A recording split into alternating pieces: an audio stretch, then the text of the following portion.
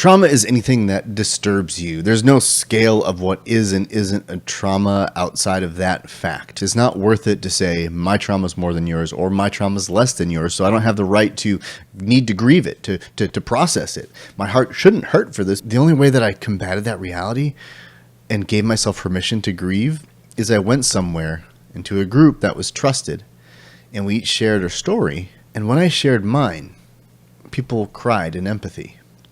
And then those people shared theirs, and I cried in empathy. It's not about who has the worst story, and the more traumatic your story is in the world's eye, the more right you have to grieve it.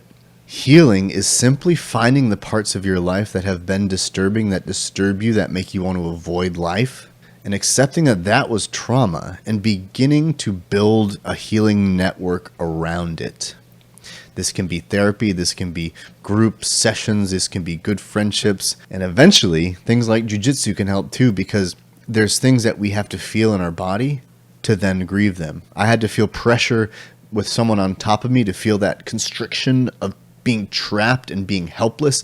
I needed to feel helpless after healing to a certain degree so that I could understand that I'm not helpless, and that even if I feel helpless, I'm still okay.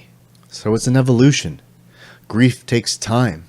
And sometimes you soften it enough to go into another arena like jiu-jitsu and then feel what's left for you to feel and deal with it then. But if you would have gone to it right after it had happened, after the trauma was at its peak, you might have found that the jiu-jitsu experience was too much for you. The fireworks show was too much for you. Going to the family function was too much for you. It's a process, not a judgment, not an indictment, not a hierarchy of who has it worst or who's the bigger victim. Victimhood is something we can put on ourselves as a mantle that can feel significant, but it will stunt all future growth.